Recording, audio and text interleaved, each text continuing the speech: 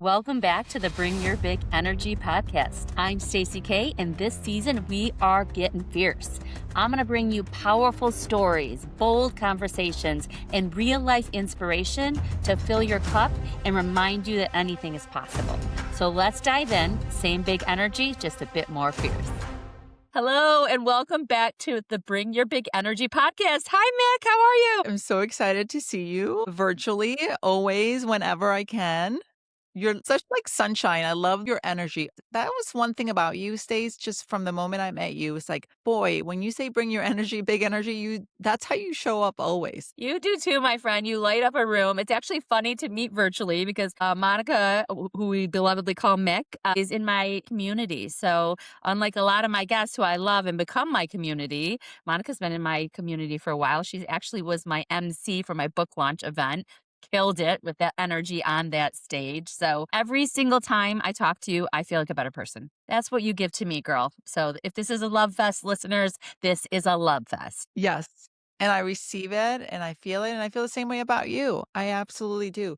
You are so authentically you. And I think that's what drew me to you. And how funny that we're here virtually because, hello, listeners, that's exactly how we met randomly online, like two crazy gals. That's right. We did meet online, and then I think I got into a car with you and drove like 30 miles, like very quickly thereafter. Yes, like within 24 hours. I'm like, "Do you do this often, Stacey? Do you get in cars with strangers?" And you're like, "Yes, yes, I do." My mom would not appreciate it. Sorry, mom, but I am like 50 something now. So, like, I'm trying to make better choices. Anyway, it was so great to have you. So, as you know, Monica, this season is all about being fierce because I truly believe, and I know you truly believe, that being fierce isn't something that you're born with necessarily, but it's actually a choice that you make every single day. And not every day feels fierce, for sure. Some days feel really freaking hard. But what I love about you is that you are someone that gives women permission to dream bigger, to live bolder, and to stop putting themselves in a box. Like, you can't hold us in, is your thing. And I remember one of the first conversations we had was around putting women on stages. And you're like, well, if we can't get on a stage, we're going to build our stages. And that's what you've been doing for the women locally. And I can't wait to see you do it bigger, broader, as you always do, because you're always thinking so big. So, and we'll get into that today because I do want to talk a little bit about some of the amazing events and the light that they bring to the world. So, Mick's an entrepreneur. She's a speaker. She's an excellent speaker. If you ever need a speaker, she's fire. She is a community builder, and she is the creator of the BADE movement. So, BADE stands for Be Anything, Do Everything. So Ooh, through that her sounds work, good. it does sound good. It does sound good. We can all connect to it, and we'll talk through like what it means to you. But through Mick's work, she's inspiring women to stop limiting themselves and start creating lives that are bigger than they ever imagined. So today we're going to talk about courage and identity and kind of taking chances before you even feel ready. But what I want to start with is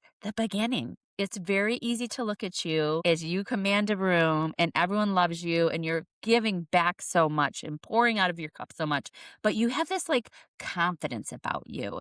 And so if someone just met you today, they might go like, wow, has she always had that? So I want to kind of step back and see like, what did little baby Monica look like? And what did that journey look like? What was it like growing up for you? And where do you think this version of yourself that you beautifully show up came from? That's a loaded question, girl. I And know. it's I have to be very thoughtful about that when I answer that. So I'm actually processing as you were asking me because there's so many versions of me as a child, but by far the one that defines me is I am definitely one of six kids, a Latina, immigrated to this country. And for a long time, things were wonderful in our family and we were privileged. There was a time when it just turned and it turned very, very quickly. And that whole fairy tale just American dream just out the window. And so I think about age 9, 10, when things were really, really hard at home economically, financially. My parents were separated. My mom was trying to figure it out. How was she going to raise six children, all, with an 1 year difference? And I just felt like those were such hard years that's actually when I learned, probably too soon, to become the negotiator, the one who was trying to make the peace at home to make things just a little bit easier for my mom. And I started carrying a lot of extra luggage. And also, truthfully, it's when I learned to put on that mask. Everything's okay, right? Because you want to protect. your family, and you don't there's shame around not having when everyone else seems to have this perfect life. So I think if I really connect back to those dots to who I am today, very much those years were instrumental. But I'm so grateful for those moments because they built this muscle of resilience and empathy and things that I would have never learned. And I often think that sometimes that's the disservice I've done to my own children by providing so much perfect and curation that they haven't had to work that muscle. So I sometimes worry about their future. And I don't know if you feel this way about your girls. Right. Right?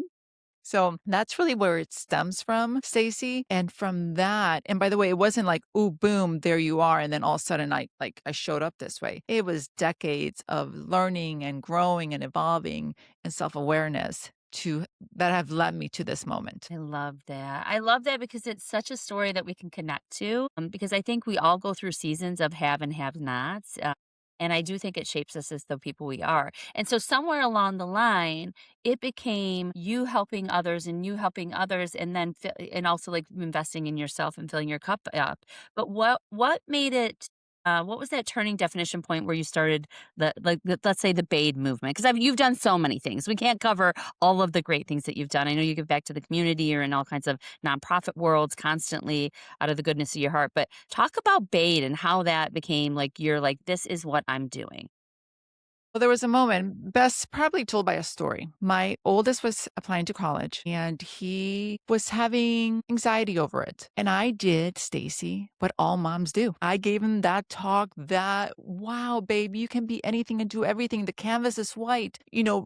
Choose your colors, reach for the stars. We've all, as parents, if you're a parent, you know this. We speak so much in faith into our children, but it's not made up. We actually see it. We believe it. We know what they're capable of. So having that conversation with my kiddo and walking away and having one of those moments, literally, Stacey, where I hit a wall and I just kind of melted down to the floor and just started bawling, thinking to myself, when did I stop believing in those things for myself? When did I stop dreaming? When did I stop choosing colors and having that unrest, I guess, meltdown, breakdown also was my awakening to say, wait a minute, I need to reframe this life, this moments, these words that I'm choosing, and why not me? And this idea was really BADE, be anything, do everything, is something I truly believe for my children, but now I believe it for myself too. And how many women do we know are Yes. this way, right? We see it, we believe it for others, but somehow when it comes to holding the mirror for ourselves, we don't see that. That's a disconnect. I'm working really hard to change that. Yes, absolutely. And so many things, but what you said was powerful then is when did, because I think we always think it's this defining moment. I'm not going to put words in your mouth, but like my own lived experience is it's the when did I stop, investing in myself? When did I stop like believing that I could like conquer the world? When did I wake up and go like, wait, is this really what I want? But the challenge is it's not always a defining moment, right? I feel like it's slippery slope for years. And we don't even realize or talk about it. What would you say to listeners that are like, "I don't know when this is happening. I didn't even realize." Like, what's your advice there? Yeah, well, it boils down to this because the choices we make are Yes, so innocent. When we're yes. given the choice as women, them or us, guess who we choose every single time? Them, of course. They're our children, our husbands, our spouses, our partners, because we deeply care about that. That is our human nature as women. And there's nothing wrong with that. The difference is that we got it wrong. It was never them or us. It should have always been and. So I would say to these women, by the way, who I coin as the sleeping beauties in particular, the generation, especially Gen X women who are not asleep in the sense that they're not busy. My gosh, are we busy? We're busy doing a lot for others. That's the problem. That is just for others. And I want you to create some time for yourself too. So the idea that when it happens, you're right, Stacey. It's such a slow, innocent choices that we make daily. And then you wake up one morning, or in my case, at 3 in the morning, tossing and turning, thinking, wait a minute, is this it? This life, all of these moments, my purpose, my meaning, was it just to raise these beautiful babies? And had I answered yes, I would have been okay with that. And some women, that is absolutely the Yes. purpose. But for me, I had a greater calling and I knew it. And not answering those whispers not leaning into that would have ruined me. And I Yeah. had to come to a moment where, like, no, this is a moment that I get to decide that I matter too. It's not a selfish, it's not that I matter more, it's that I also count. My dreams also count, that I also get to write my happily ever after. And we all have that. And we all, for me, it's so important for women to have a mirror moment and listen. If you're good and life is great and you're feeling fulfilled, amazing. But please do not confuse fulfillment with contentment because they're not the same thing. And checking 8 out of 10 boxes is not the same thing as living a fulfilled life. So that ultimately, though, becomes an inside job. And we can be out here hyping women up, giving them stories, giving them options and frameworks to live a bigger, purposeful life. But ultimately, it's an inside job. You've gotta be Yeah. able to live with yourself and in alignment with yourself. If raising your kids is your life work and you love that and that fulfills you and fills up your cup, you do you. So I love that you say that. The other thing that's so interesting is contentment versus fulfillment. What's the difference? Well, I think contentment is what most of us are, especially if we live in a life of privilege like I do. And I listen, I'm not here to dismiss that there are hard stories out there. And some people don't get choices or they don't think they have choices because life is so difficult. What I say the difference is fulfillment is this joy, this inner alignment that when you walk, have you ever seen someone and you may call it confidence, but it's that like little swagger? That to me is called joy. I'm living in my joy. I'm living in my alignment and all of me as all of messy, beautiful, crazy, wild, feeling all the feels. That to me is fully fulfillment. Living a purposeful life for how I define it, which includes nonprofit work, which includes building things and entrepreneurship and giving back. But those are mine. Everyone has a different one. You just have to get really good at defining what it is that you want. And if you understand what it is that you want and you desire it, I say go for it. And that to me, that's fulfillment versus I should do this. I have to do this. This is what's expected of me. And many of us are living under that criteria. Absolutely. And coming from where we both share similar, where we've come from hardships in our background, and then in we confuse success with like, okay, money and more things. And it does bring us a level of privilege and it does bring us comfort and it does bring us boats, right? Money can buy me not happiness, but a boat. Like whatever. That's my words, not anyone else's. But I guess all of it to say that those things fulfill you for a while, or you feel like that they're fulfilling for a while, and then you realize it's not the point, right? And so for you, what I would love to take us to this moment is three. You have your crying moment. Now I'm going to launch this BADE thing. Like, how do you start to filter into what is going to bring you joy? What is going to bring you fulfillment? What is going to be a part of this like movement that you're creating? What is your thought process at that point? Doing it scared and doing Yeah. it anyway, and starting a blog and starting to write things and putting it on the universe and whispering to my closest friends, like, hey, I think I want more. And also wrestling, by the way, with this idea, which was very real for me. So when I had this moment, this meltdown, if you will, and this 3 a.m. calling, immediately following that, Stace, was enormous amount of guilt. How Mm, dare I want more? How dare wonderful. you, Mick? You have a perfect life by all accounts. And I will tell you that it is true. The perfect husband, the perfect kids, the house, the vacations, the cars, all of it. But anyone looked at my life and thought, what is she complaining about? What could she possibly want more? And that idea of getting over, like, yeah, I want more. Yeah, I want Yeah. more. Saying that out loud and then just leaning into that. That's really what it came down to is like living with those words and being like, I have to live with that. And I'm okay with that. Yes. Yes, world. I want more. Yes, husband. I want more. Yes, kiddos. I want more. I'm meant for more. And that was to me freeing. Saying those words, taking that flag, I'm like, okay, I'm in. And what does that mean? That obviously was steps and leaning in and trying things and and being scared and doing it anyway. And also from that moment, I had that mindset, oh, I can be anything and do everything I desire. You have to desire it. Let's be honest. And two, it's like, wait a minute, why not me?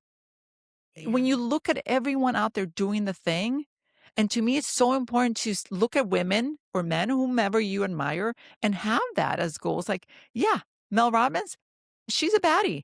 Why? What's the difference between her and I? Guess what? She went for it. And a lot of the things that she did, I will never know because she sacrificed and she worked and the hours were there. So it's not just a gimme, by the way, but I can do that. I'm a hard worker. I'm Yeah. determined. I have words. I got this. And I think it's we're too quick to be like them versus us. Guess what? We're just all human beings having a human experience. And my life experiences make me uniquely qualified to do the thing that I want to do. Boom. Everyone gets that, by the way. I'm not special. That's all of us. Yeah. Yeah. And I think I agree. And I think this goes back to the Sleeping Beauty thing. It's like we're content and we feel like a little bit guilty to say, like, wait, I want to do this thing. I remember when I told people I was going to do a podcast, and I talk about this all the time. They're like, why would you do a podcast? And I'm like, why would I not? It's going to be so fun. You're not going to make any money. Who cares? Like, I just want to connect people and bring inspirational stories. And so I think it's just other people's opinions can be interesting. So, and you started with whispering to friends, I noticed you Yeah. said. What did that look like in other people's opinions? Because what you're building is not conventional. It's really freaking cool. But people, I'm sure, have got some opinions. How do you think through that? Hmm. Okay, so this one's a good one. This is one of those lessons for entrepreneurs that I would say whenever you want to build something, number one, it's okay to do it quietly at first, in the sense that if you're looking for validation from the people you expect you're going to get it from, you're not going to get it. For me, that was one of the hardest lessons I learned in building this. The people I thought would be in the front lines cheering for me, like hyping me up, being there. No, they weren't. And getting over that as like, oh, I took it personally at first, like, wow, that really hurt my feelings. I thought they were my friends. Why aren't they at my event? Why aren't they supporting me on social media? Why aren't they reading my book? Guess what? You'll never get through building a business if you get stuck there. So true. Recognize, right, Stacey, and you know this, we recognize that our friends are our friends. They are not our customers. They are not going to scale our business. Wonderful if they support, wonderful if they don't. We got to just let them be that way and accept them. And now, if there's some other underlying issues that maybe perhaps they're seeing their own insecurities, we by doing expose their own insecurities. I don't know. I don't have time for that. All I can say is I've got to let them off the hook. Just let them go and just love them where they're at. And I have to go and do my thing. So waiting for that validation early on, I wanted it. I didn't get it. It hurt my feelings. I moved on and I put it in its place. And if anyone's listening who's starting anything new, please don't wait for that. It's not coming. No one's coming to save you. No one's going to come be your thing. You got to be the thing. You got to do it alone. You got to build alone. And it feels like a lonely island a lot of the times. But if you believe it enough, those boats start anchoring to that island and you're like, who are these people? And it's like a whole new world. It's so true. I get so excited. It's like magnetic. That's why you and I are besties now. It's magnetic. And I was just so Monica and Alex, right? Was Alex it Heidi, Monica? yes. Yes, they just put on this beautiful, amazing event called Her Story, which gave the stage to 12 people to talk for 12 women Yes. specifically to talk for 5 minutes each and tell their story. Now, some of these were very polished speakers. Some of these just want to get the story out there. Some of them wanted feedback. Some of them wanted love notes. It was this gorgeous event. But when I walked in that room, it was magnetic. And that's because it's this old story, which is a beautiful story that doesn't get enough street cred is you are defined by the 5 people that you surround yourself with. And if you're building a business, hear us loud and clear out there. If you're making a wild, unconventional choice, you got to get with your people. That doesn't mean you don't love your friends. And I'm hearing you say, let them off the hook. You're saying, I'm letting them off the hook of needing to invest in my big dream. That's okay if they don't get me, if I'm not their cup of tea on that. I'm still gonna love them and I'm still gonna go on girls' Yeah. weekend or I'm still gonna have a coffee, of course, right? But there's this notion of like getting around people who just lift you up and inspire you and making a point. I've been doing it this week. I'm on a staycation because my husband's away. And so I'm doing things with my girls and investing with them, but they're very busy. And then other times when I'm not with them, I'm like, I went to Taylor Swift trivia at a brewery with one of my friends. Like as adults, we're adults. We went, like I went to a winery with some old friends. But the way I'm choosing people I'm hanging out with for those fun events is people who inspire me and are fun Yeah. and I can just have joy with. And so that's a long way to say I absolutely agree that there's people that come into our lives and that there are people that our dream is going to resonate with. And maybe they're the people that we least expect. And that's okay. That's okay. It is so well said. That's the bottom line is people, they're out there, by the way. There's so many of us out here Yeah. willing and wanting to connect and amplify and hype you up. And something you said surprised me, and I don't mean this in a like, you said, you were scared, so you did it anyway. Because you're so fierce. When I think of fierce, literally, you're the person I think of, and I'm not even joking. So when you say you're scared and you did it anyway, like, how do you work through that? Because I think most of us are scared. We're scared of so many things, and we're scared of people seeing us maybe fail. So how did you get through the scared when it was happening? I think initially I was scared because I hadn't done it. It's back to that confidence thing. I think confidence is bullshit, truthfully. It's times at rep, times at, the what do they say? Bat, like you just got to put in the reps. You're Yes. never good at anything until you start, and then you are. You're never if you start lifting weights, it's always hard the first time, and then a year later, you're like a pro. You start running, it sucks at first, and you can barely run a block, and then you're running 5 miles. So the point is, that's where confidence comes, and so when I did it scared originally is I'm famous for saying, "I'm not a writer," even though I've been writing my entire life. I've been journaling my entire life. I have been putting words to paper, pen to paper for years. I'm not a writer, Stacey. I'm not a writer. No, no, no, no. Like it was my way to protect With your myself, story of right? protection. Yes. Protection. So starting a blog 4 years ago or 5 years ago was really scary for me because I had to put myself out there. I had to make myself open to scrutiny, to people saying, you're not a writer or validating my internal thoughts or whatever, scared of that. But I did it anyway because that is the only way through. That is the only way to the other side. I was never where you found me then, like having a moment of like, okay, I want more. What does that look like? All of a sudden I'm doing things that I've never done before. So guess what? I have to go do them. And I have to do them scared because I don't know what's on the other side. And by the way, I've tried a lot of things. And on the other side, some have been complete failures. But I did it anyway and I tried it. And now I can actually say, yes, I'm good at that, or no, I'm not so great at that. But you have to do it. And so that's why initially I did it scared. Now I do it with so much excitement. Girl, I cannot wait to try and fail at things. I'm like, let's go. I don't even like hesitate. Going back to Alex and I building her story brand. I mean, she called me up and within weeks we were like, boom, brand, event, we're doing this. What do you call it in business? MVP? Minimum viable product. Yeah. That to me is my approach for life anymore. Anything comes up, you want to try something? I said, okay, well, what is the minimum viable product that I can put out there to test? I used to spend hours and days and months business plans and planning and this or that. For what? For that time, 10 months later, come, you try it and it fails because had you just put it out in the market, the people will tell you right away if it's good or not. Like your podcast, great. I'm so glad no, you weren't holding back. You know what, Stacey? Go do it. Go be it. You're doing it. You're going to learn very quickly in the next year or 2 years, however it takes for you to be like, yeah, I love this. Or, you know what? It's not for me. I'm going to move on. Whatever it is, you got to do it to know. Yes. Yes. So, Yes. yeah, that's why I show up this way now. And the person you see now, it's true. I am incredibly audaciously bold because why not? I love that. I love that. And I think that this failure thing is such a big part of it. It's okay to fail. It's okay to fail.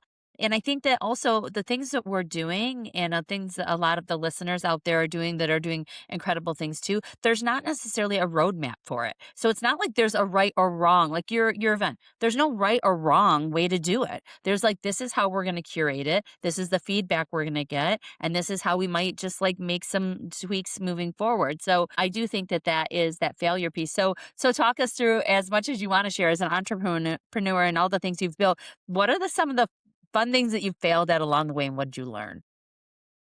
That's also a big question because that could be an entire hour. I've failed a lot. I've learned a lot. Lots of great lessons though. I was in a very naive partnership early on. That's one of the things too when you first start, shiny objects, they look so pretty and you're like you say yes to a lot of things where are really aligned with what you actually want to do. So I said yes early on to things that just burnt me. But also lessons learned from that. Now I know how to button up. Things have to be in order for business. Finances have to make sense. Agreements have to be in place. And that's not the sexy part of business, but also the very important part of business. So knowing your numbers is important, those sorts of things. I will also say that I Have tried going at myself, doing things myself because I can do it all. Okay, but I don't have to do it all. That's so learning that lesson as well is very important because freeing up whatever you're saying yes to, you're saying no to something else. So understanding that you gotta really select carefully. So in early on, doing too much, burnout very quickly, and also wanting to be perfect at it. I let go of that couple years ago. And let me tell you, it's worked out beautifully. Like just let go of so much of trying to be in control of the situation, in control of people, in control of perfection. Whew. Once you let go of that, like it's just fun. It's just fun to play. How do you do that though? Like, I wish we could all do that. How do you do that? Well, I mean, think about it just in your own life. Are you able to control your daughters? So no. Right? And you could still have a beautiful experience being their mother. Are you able to control world politics? Are you able to control the environment? A bad coach your kid got, a friend who's toxic and who said things about you, a husband who cheated on you. I mean, certain things. Yeah, What? you And control. and so what? Yeah. What you have a choice to make. What do you do with that? That's what I want women to realize, that we still have agency. We still get a choice. So life isn't I'm fully aware that life can be very difficult. I'm fully aware that it is not just, get up every day and it's perfect. No. But it's a choice we make every single day, whether it be I'm decided to focus on my health. And one of that is eating better or working out and moving. Well, I make a choice every single day. Are you moving towards that? I think we overcomplicate things and it's very, very easy to believe the narrative and go back to the old narrative that we've told ourselves. And it just gives us a way out. And so we bail. We bail early, we bail too soon. And those are the things that I want to work with women on to change that mindset. Change the lens is what I'm trying to get them to do, all of us to do, including me. I'm always changing my lens because just when I think I figure something out, you know this, Stacey, you're like, "Oh, starting over again." And we're all constantly rebuilding, reinventing. And that's the fun part because that means we're growing and we're supposed to be growing. And if we're not growing and learning, what is that fun line you always say to us? Look at us learning. Yeah, every time we fail, my business partner Terry and I say, "Well, look at us learning." That is like, there you go. That is the tagline. That should be life. That's Mm. it. Yeah, I love that. I love that. Okay, so I want to get into, I know I don't have you forever today, but I want to get into the fears framework a little bit, which is kind of new for the show. So, my amazing marketing and podcast coordinator, shout out to Chloe, who's amazing. She helped me redesign the show a little bit for this season and bring this fierce notion of fierce people, men and women, on the show.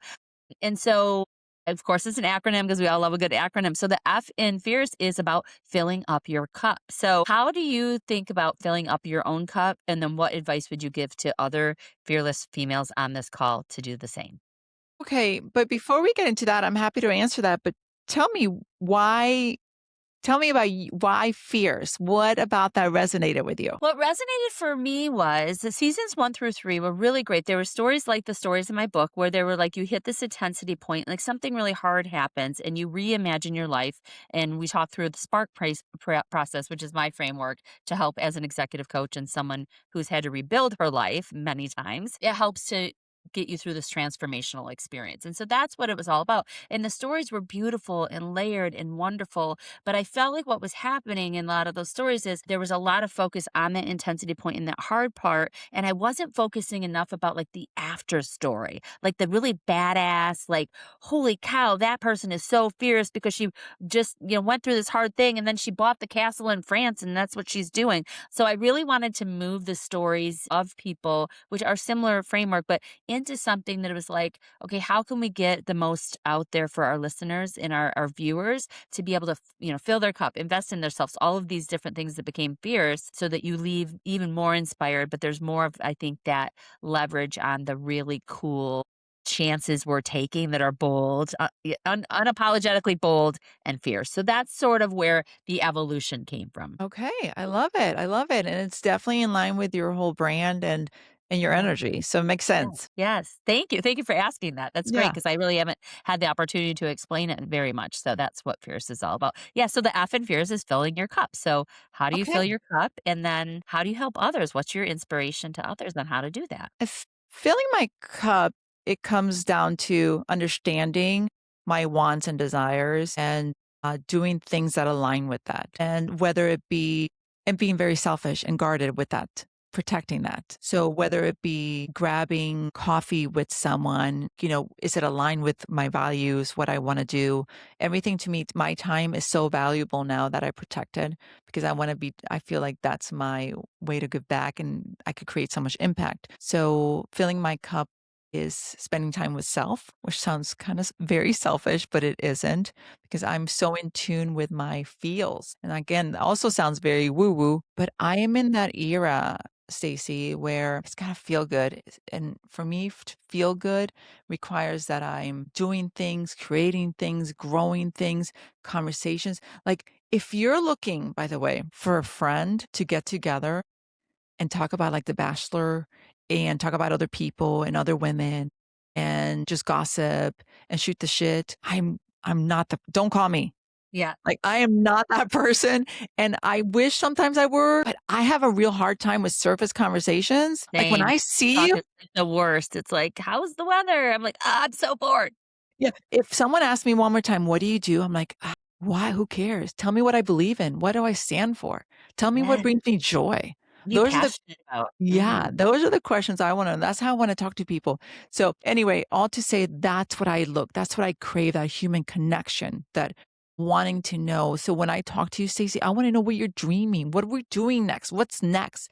Not in like more to acquire things, but what fills your heart? And so that's what I do for myself too. So one of the first things in filling my cup was to get there was calling bullshit on myself. Like all the narrative, all the fake, all the I cans, all the doing that in itself, it's like, okay, self-awareness is everything. It just opens things up. And with self-awareness comes you really are able to tap into what it is that brings you joy and you do more of that. And that's how I fill my cup. I love that. So really being intentional, being aware of what you want and what your values are and what's important to you and unapologetically like protecting what you value and making sure that you create that space. And you said the word selfish, which again gets a bad rap, which I think is a great word.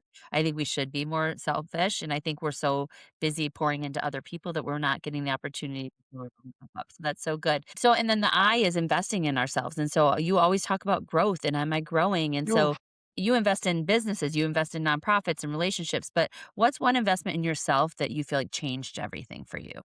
I would say is that allowing myself to tell my story. That investment of that freedom to be able to simmer in my words, live in my truth, even the ugly parts, it's really critical to live an authentic and real life. Being able to speak freely about the hard things in life, whether it's my childhood, whether is the chapter I just wrote and contributed to a book about my nephew's passing. Those are the investments that have yielded the greatest results because I show up as myself, genuinely, truthfully. And that also, all those things have been medicine to me. Medicine in the self where I can heal, where I can be, and genuinely now can move on from what's happened to me to thank goodness it happened to me and what can I do with it? What is the gift here and how do I pay it forward and make an impact in others' lives? That's so good. It's so good. This investment in yourself is the freedom to live authentically, is sort of what I'm hearing you say. The freedom to share your story and not hold yourself back. And that is an investment because it then gives you what? Because that is the platform that you build from. When you let go of all the luggage, we carry so much baggage that is no longer ours to carry or was never ours to carry in the first place. By letting all that go, that investment in self opens up. That canvas is blank again. And now you can start to see the colors. You can choose the colors. Until you let go of all of that stuff, which we carry internally, we can never get there. It's like you never get. I always talk to people who are feeling discouraged or sad or resentful or this. And my one comment is like, well, you're never gonna get there from where you are. You never if you're resentful, angry, whatever those things, work that out, figure it out, put it away, and then we can get to the other place. So for me, to your point, it's like how investing in myself has cleared me up, freed me up to do all of this. It is so true. I think my mom said one time, like Mother Teresa said something about like, well, you have to shut one door to be able to open another, right? Like, and so it's so true. I mean, I remember going through a really, really, really, really hard friendship breakup in my 30s, like right after I had my first Mm. child.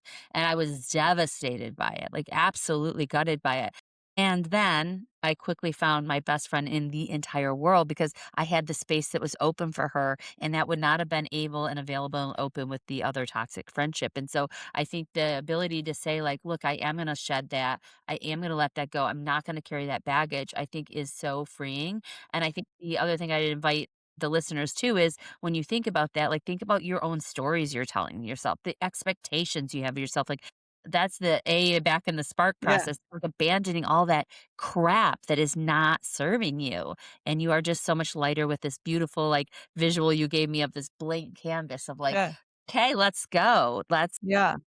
Yeah, because love I that. think we often think about investing in ourselves with a new wardrobe or some more classes or learning, and which is all wonderful, by the way. Yes. But that's just putting on, again, more layers if you aren't really in alignment with who you are and what you want. Eventually, that all breaks apart again. So Yes. that's why I'm really, really honing in on this. Like, hey, check in with the self. Start there. It's an inside job.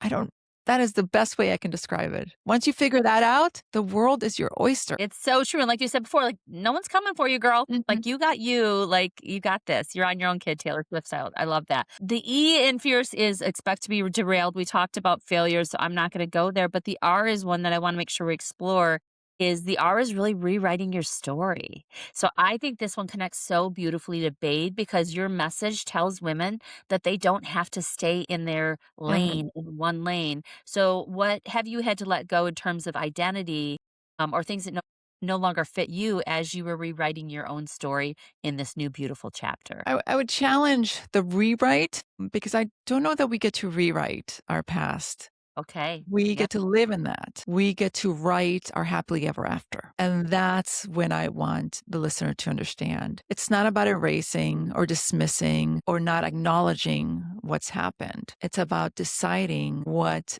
words we choose to project our future and write our happily ever after that way. So to me, it's okay, it happened, and we're finding the beauty in pain, leaning into it, discovering the moments that made me, and thank God for my life experiences.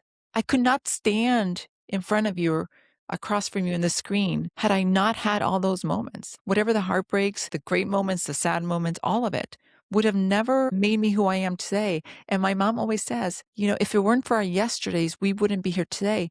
And today, right now, as I stand, Stacey, I feel incredibly blessed and grateful and energetic and creative and fun, and life is beautiful. So thank you.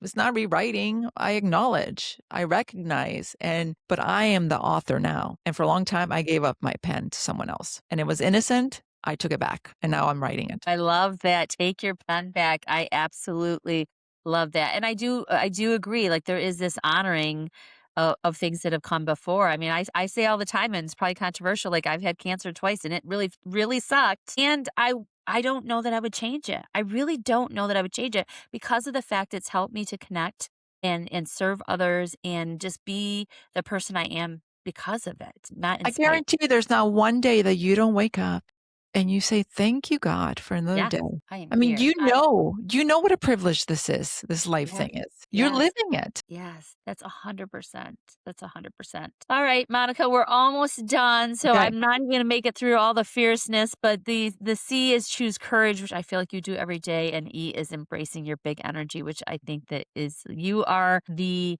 sister that is showing up like this and embracing this every day. But I want to make sure that as we exit today, the listeners know where to find you, what you're up to, all the things. So, and of course, we'll put those in the show notes as well. But give us a little bit about what's next and what you're passionate about moving forward.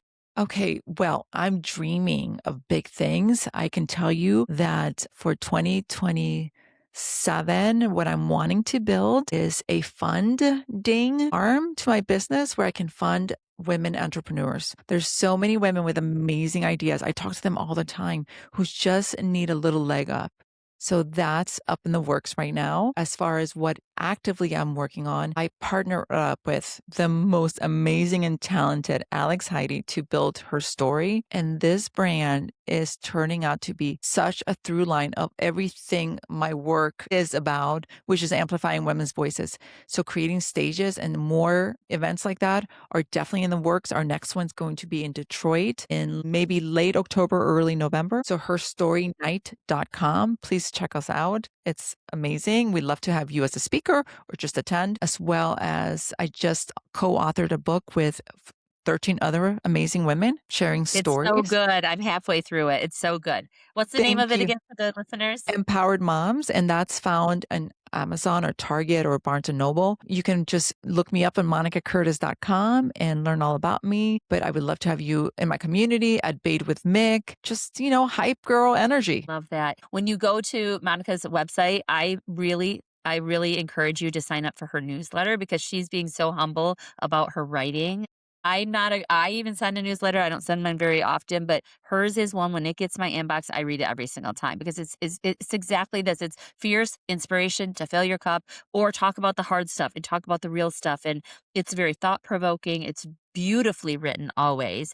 And so I would say if you want an early insight onto how Mick is a beautiful inspiration to this world, I think that's a great starting point to consume all the goodness. Thank you. Thank you for saying that. Yes, that's actually my favorite thing that I do, and it's because I feel it's private, so only my subscribers get to read my happenings, and it's not about selling them anything. It's mostly like this is happening, and how does it relate to someone's life? I think it's really, really important. So good. Well, thank you, Mick, for all of the wisdom. I can't wait to attend her story, or maybe I'll take the stage this time in Detroit. So that is phenomenal. And then I will see you out there doing all the greatness that you're doing. But we really appreciate you coming on the show today. And it has been a blessing to have you here. Well, if I can reflect back on you, Stacey, I think what you're doing is so important and your big energy. Like you continue to do that, continue to be a light for the world. And your story and your book too is so inspirational. I know that like look at all those books in the background. Like we got to get them off your shelf into people's hands because it really is life changing. Thank you so much. Yes, it's writing this book was like such a life work for me. It Mhm. really was like to your point, it was like healing and therapy, but it also feels like, wow, it can really help someone. I just had someone listen to it yesterday that is an ex-Googler with me. I'm gonna have her on the show. She's amazing. Amazing. She sent me a page like this about like how it touched her and resonated. And even if I get one of those ever, that's what it's about. It's not about the sales. It's about the connection with people as I know that you are doing too as well. So Yeah. So quickly, can you tell me what you're dreaming up? What's new for you? what am I dreaming up? So the podcast, my dream was for the podcast to have 100 episodes this year. I don't know why I said 100. I don't know why I set myself up for that, but I'm absolutely loving doing that. I'm working on some more local, hyper local podcast opportunities that I'll tell you about over coffee, which I'm really pumped about. I met with some planning officials yesterday to kind of get that off the ground, which is exciting. And I think that, really just like pouring myself into the coaching. So I haven't talked a lot about it, but, I do executive coaching as a full time gig and I get such joy. I can coach all day long and stand up and be like, did I eat? Did I drink? And I'm just joyous. Like, and everyone's like, "Oh, you changed my life." I'm like, "No, you changed your life. I'm just holding the space and asking the really hard questions." And so I think the more I can coach, the better. And we've expanded on a lot of like universities that we coach at, but just getting into more nonprofit leadership, I love that space and more corporate, you know, team effectiveness coaching and integration. I have a lot of that coming up on the roadmap as well, which is really exciting to me too. Yeah, I mean, you're a serial entrepreneur as well. What about you missed the fun one you're doing, Which one? the one you just launched with events? Big energy experiences? Come Yes. on, that's fun. This is so funny. This is such a Stacyism, but like my body was like breaking down because I can't do physically what I used to be able to do. And I was like literally in the bathtub. So here you go, viewers. You're getting the inside scoop. And I was in my bathtub and I was like, oh my God, I've been doing all these events, interior design. People keep asking me, I'm feeling called. And I was like, wait, I have my phone. I could just start building this. So I start building this out and I send it to my production and marketing coordinator. And I was like, Chloe, like, could this be a thing? And she's like, absolutely. Let's get you an Insta. Blah, blah. So long story short, I launched Big Energy Experiences, which is an opportunity to engage with me at an event level. And so I really feel like I'm called to, like, on my gravestone, I want it to say in the business of experience creation. Because I am. I want to, no matter if I'm in your podcast, in your ear, in reading my book, on a stage in front of you, or coaching one on one, I want you to have an experience that you remember and is inspiring. So, I'm doing events and not just like the balloon arch thing, but like full on event execution and like strategy and planning. And then I'm doing some interior design, a couple of jobs I have going on for that. And then lastly, we just redid this beautiful property we have for a retreat property called Ohana on the Water, and so we're doing a lot with that as well. So thank you for bringing that up. It is very new. It's like it's a baby business side to my business that I'm just because it's fun that started like a month ago. So Well, I think people who haven't experienced one of your events, whether it be just a private party or a corporate event, they're always so phenomenal. And your attention to detail is unmatched, truthfully. thank you. Thank you. Thank you. Thank you. Okay, we could talk for hours, but we have things to do today. We Yeah. have big energy. We've got BADE going on. We're writing, we're moving, we're shaking, we're helping empower women. So I'm going to let you go. This was a blessing, and we will see you soon. Thanks, Mick. Thank you for joining us today on the Bring Your Big Energy podcast, the Fierce Edition. And if you like the show today, please subscribe so you make sure you don't miss an episode. Share it with someone that needs it. And make sure to leave a review so people know that you love it. Until next time, keep bringing that big, fierce energy.